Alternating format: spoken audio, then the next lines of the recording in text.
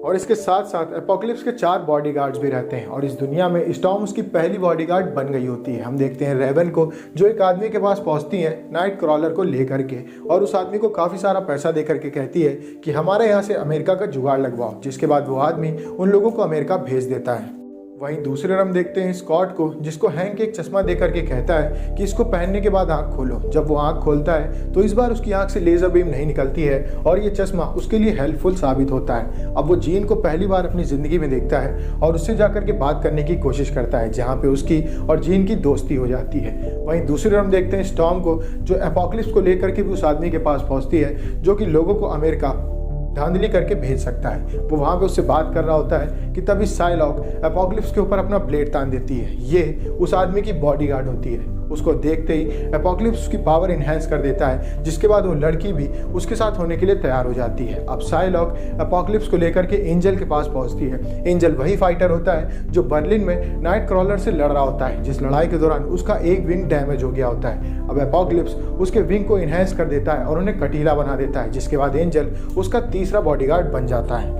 इसके बाद हम देखते हैं एरिक यानी कि मैग्नीटो को, जो अपनी फैक्ट्री में जाता है और अपने सभी को वर्कर्स को देख के कहता है कि मैं तो तुम लोगों की हेल्प कर रहा था, लेकिन तुम लोगों ने मेरे परिवार को मुझसे छीन लिया है, और वो उन लोगों को मारने की तैयारी करने लगता है। तभी एपोकलिप्स वहाँ पे आ जाता है अपने 3 बॉडीगार्ड्स के साथ। एरिक उससे कहता है कि तुम इनको मारने से मुझे रोक नहीं सकते हो, जिसके बाद एपोकलिप्स उन सभी लोगों को जमीन में गाड़ देता है। इसके बाद एपोकलिप्स एरिक को लेकर के उस घर पे पहुंचता है जहाँ पे बचपन में एरिक रहा करता था, और उसकी माँ और उसके ऊपर वहाँ पे अत्याचार हुआ करता था। अपनी माँ को याद करते हुए वो वहाँ पे बैठ जाता है, जिसके बाद उसके पास एपोकलिप्स आता है और उससे कहता है कि अपनी पावर का इस्तेमाल करो और यहाँ की सभी चीज़ों को ख़त्म कर दो। और इसके साथ हम देखते हैं एरिक की फुट पावर, जो कि उस ज़मीन को तहस नहस कर देती है। वहीं दूसरी ओर रेवन के पास चार्ल्स आता है। रेवन उसको बताती है एरिक के बारे में कि एरिक की पूरी फैमिली ख़त्म हो चुकी है, जिसके बाद चार्ल्स तुरंत जाता है सेरिब्रो में और वहाँ से कम्युनिकेट करने की कोशिश करता है एरिक से, जिससे बात करते हुए कहता है कि तुम्हारी फैमिली के जाने का गम मुझे है और मैं चाहता हूँ कि तुम सब कुछ छोड़ करके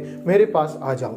एरिक को चार्ल्स से बात करता देख एपोकलिप्स जान जाता है कि यहाँ पे कोई ऐसी शक्ति है जो अपनी माइंड की हेल्प से लोगों से दूर से बात कर सकती है, और वो चार्ल्स से कम्युनिकेट करने लगता है, जिसके बाद चार्ल्स एपोकलिप्स के कंट्रोल में आ जाता है। एपोकलिप्स चार्ल्स की हेल्प से हर देश की मिसाइल को ऑन कर देता है और सभी लोगों को ये मैसेज देने लगता है कि इस दुनिया में वो आ चुका है और वो जल्दी इंसानियत को ख़त्म कर देगा। कि तभी हैंक मशीन को बंद कर देता है, जिसके बाद चार्ल्स उन सबसे ऑर्डर देता है कि जल्दी सारे के सारे सेरिब्रो को ख़त्म कर दो। एलेक सारे सेरिब्रो को ख़त्म कर देता है। चार्ल्स बेहोश हो गया होता है। तभी वहाँ पे एंट्री होती है एपोकलिप्स की। वो चार्ल्स को अपने साथ ले लेता है। एलेक उसको रोकने की कोशिश करता है और अपने सीने से लेज़र बीम निकालता है, लेकिन तब तक एपोकलिप्स सबको लेकर के वहाँ से निकल जाता है और उसकी लेज़र बीम जाकर लड़ जाती है सामने के सिलेंडर से, जिससे कि स्कूल के अंदर धमाका हो जाता है और इसमें एलेक की मौत हो जाती है। अब ये धमाका इतनी तेज़ होता है कि महज 1 सेकेंड होता है उनके पास उस जगह से निकलने में, जो कि ऑलमोस्ट इम्पॉसिबल है। यहाँ पे हम देखते हैं पिएट्रो मैक्सिमॉफ यानी कि क्विकसिल्वर को, जो कि स्पीड में बहुत तेज़ होता है। वो लगभग 1 सेकंड के अंदर सभी लोगों को स्कूल से बचा करके बाहर ले आता है और स्कूल में एक जोरदार धमाका होता है। तभी वहाँ पे स्कॉट, नाइट क्रॉलर और जीन ग्रे आते हैं, जो कि कहीं से घूम के आ रहे होते हैं, और वो पूछते हैं अपने भाई एलेक के बारे में हैंक से। हैंक उससे कहता है कि एलेक काफ़ी ज़्यादा पास था सिलेंडर के, जिस वजह से धमाके में उसकी जान जा चुकी है। अब यहाँ पे हम देखते हैं आर्मी के एक आदमी को, जो कि हेलीकॉप्टर से आता है और अपनी लेज़र बीम की हेल्प से उन सभी लोगों को बेहोश कर देता है, और इसके बाद वो मेन लोगों को वहाँ से पकड़ के ले जाता है। लेकिन नाइट क्रॉलर, स्कॉट और जीन ग्रे बच गए होते हैं और नाइट क्रॉलर उन दोनों को उस बस के अंदर शिफ्ट कर देता है, जिससे उन लोगों को उस सेल में ले जाया जा रहा होता है जहाँ पे म्यूटेंट्स अपनी पावर का इस्तेमाल नहीं कर सकते हैं।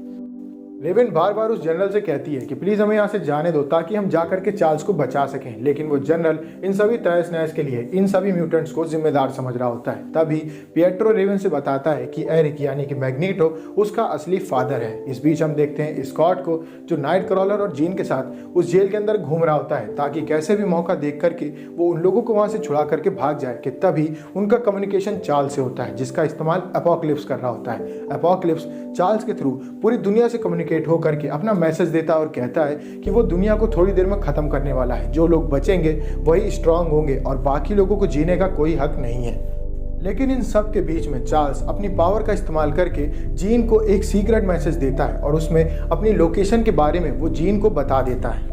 लोकेशन मिलने के बाद जीन थोड़ा आगे बढ़ती है जहाँ पे उसके सामने एक सेल होता है। जब वो सेल को खोलती है तो उसके अंदर से लोगन यानी कि वुल्वरीन बाहर निकलता है, जो कि काफ़ी गुस्से में होता है और वो उस आर्मी के सोल्जर्स को काटना शुरू कर देता है और एक एक करके सब लोगों को मार देता है। जीन मौका देख करके लोगन के पास आती है और उसके दिमाग को ठंडा कर देती है, जिसके बाद लोगन वहाँ की दीवार को काट करके वहाँ से बाहर जंगल की ओर निकल जाता है। इसके बाद जीन जाती है अपनी टीम के पास और उन सबको छुड़ा करके वहाँ से भाग जाती है। वो पहुँचती है उस लोकेशन पे जहाँ पे एपोकलिप्स चार्ल्स को लेकर के बैठा रहता है। उस जगह पे वो एक पिरामिड बना देता है और अपनी बॉडी ट्रांसफर की टेक्निक को करना शुरू कर देता है। अब जीन और बाकी सबके पास काफ़ी कम समय होता है, तो नाइट क्रॉलर अपनी स्पीड का इस्तेमाल करके उस जगह पे पहुंच जाता है जहाँ पे उसके ऊपर एंजल आकर के अटैक कर देता है। नाइट क्रॉलर थोड़ी देर उससे लड़ाई करता है और उसके बाद उसे एक प्लेन में जाकर के धमाके में मार देता है और चार्ल्स को वहाँ से लेकर के भाग आता है। एपोकलिप्स की जब आँख खुलती है तो वो देखता है कि यहाँ से चार्ल्स जा चुका है और उसकी बॉडी ट्रांसफर नहीं हो पाया है और वो देखता है कि एंजल की मौत हो चुकी है, तो उसे और ज़्यादा गुस्सा आने लगता है। इस बीच पिएट्रो और रेवन मिलने के लिए गए होते हैं एरिक से, जहाँ पे उससे कहते हैं कि प्लीज़ दुनिया को ख़त्म मत करो एपोकलिप्स के कहने से, तुम्हारे परिवार के अलावा भी तुम्हारा एक परिवार है यानी कि हम सब। लेकिन मैग्नीटो उनकी एक बात नहीं सुनता है और वो धरती को तहस नहस करने में लगा रहता है। हम देखते हैं उसकी पावर्स को, जो कि समुद्र के अंदर से जहाज़ों को भी बाहर घसीट रही होती हैं। अब इसके बाद एपोकलिप्स बाहर आकर के ज़ोर ज़ोर से चार्ल्स को आवाज़ देने लगता है और कहता है कि बाहर आओ, मैं तुम्हें ख़त्म कर दूंगा। हम देखते हैं यहाँ पे कि उसके पास पिएट्रो आता है और अपनी सुपर स्पीड का इस्तेमाल करके वो एपोकलिप्स को बुरी तरीके से पीटने लगता है। लेकिन एपोकलिप्स अपनी शक्तियों का इस्तेमाल करके उसके पैर को ज़मीन में गड़ा देता है और इसके बाद उसके पैर को तोड़ देता है। वहीं दूसरी ओर उसके पास साइलॉक आ जाती है, जिससे एपोकलिप्स कहता है कि मार दो पिएट्रो को। लेकिन ये साइलॉक नहीं, रेवन होती है, जो कि वहाँ पे शक्ल बदल के आई होती है। वो एपोकलिप्स के ऊपर अटैक करती है और एपोकलिप्स उसका गला दबा देता है, जिसके बाद रेवन अपने असली रूप में आ जाती है। अब रेवन सभी म्यूटेंट्स की हीरो होती है और स्टॉर्म के लिए भी वो एक सुपर हीरो होती है। जब वो अपने हीरो को इस तरीके से मरता देखती है तो उसे काफ़ी बुरा लगता है और वो ये फैसला लेती है कि अभी से वो एपोकलिप्स की टीम में नहीं है।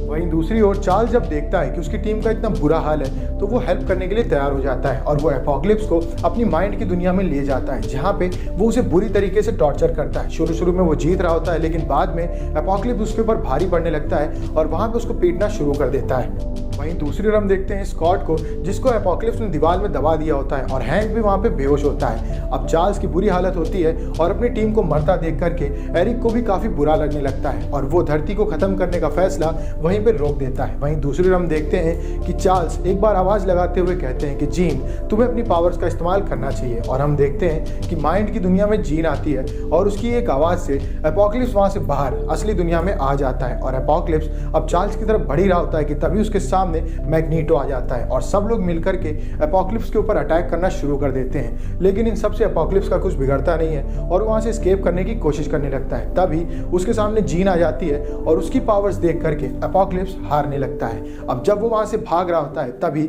स्टॉर्म उसके ऊपर अटैक करती है, जिससे कि उसकी शील्ड टूटने लगती है और एपोकलिप्स चारों तरफ से वहाँ पे फंस जाता है और सब लोग मिलकर के एपोकलिप्स को जान से मार देते हैं।